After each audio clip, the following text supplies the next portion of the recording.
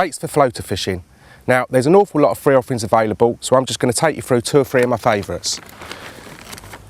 First off, the floating expander pellets. They do these in 2 different sizes, 5mm or 11mm.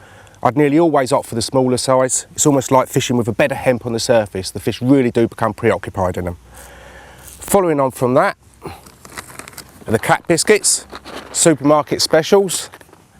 And I love these because they genuinely come in all different shapes, sizes and colours, and the fish really do go crazy for these. And again, like the smaller floating expanding pellets, I can catapult these out with minimal disturbance. So if the fish are on the surface, they're feeding well, I can still introduce these while they're up and feeding.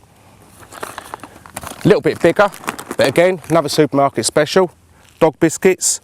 I mean, there's just so many different brands, so many different colours, shapes and sizes, and all of them are effective. So long as they float, they really, you know, there's a lot to go at.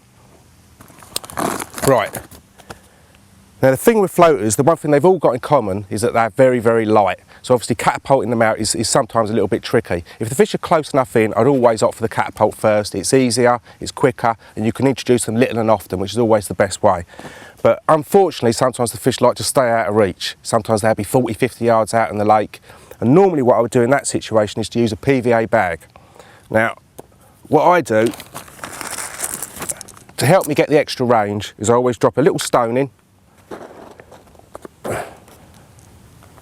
half a dozen bigger floaters because they sort of resemble the size of the hook baits that I'm using, and then a little handful of the 5mm, and then you just tie that off, and there you go, nice solid PVA bag with a stone in. You can catapult those out quite a distance.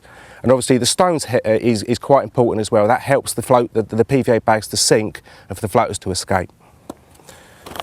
So that's probably one of my favourite methods of putting them out. Another method, very underused, a lot of people forget that these floaters, they will scald up. Just like normal trout pellets, you can put hot water on them and make onion barges, if you like. You know, they really do work. And you can see there, I put a couple of bigger, it's mainly smaller ones. The 5mm ones do tend to scald up a little bit better, they bind better, but I've also added 2 or 3 of the bigger ones to each ball as well, because those are what I'm using for hook baits, that sort of size. So again, brilliant, catapult those out an awful long way. Another method, if you want to put out a lot of floaters, mega range, the spod.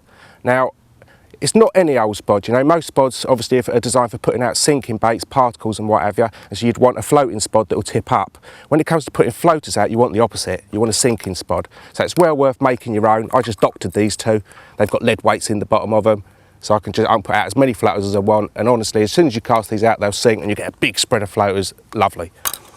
And another method, it was much raved about 2 or 3 years ago, loads of people were using it, and it's the catapult pouch on the end of the rod method. And when you're using this, you can put balls, these sculpted floaters, they'll go out an awful long way. Like an orange sized ball of these, I could get 60, 70 yards, no problem. So that's another well underrated method. And so there you go, lots of different free offerings, 3 or 4 different methods of introducing them. There's really no excuse to having a go, especially when the weather's as nice as it is today.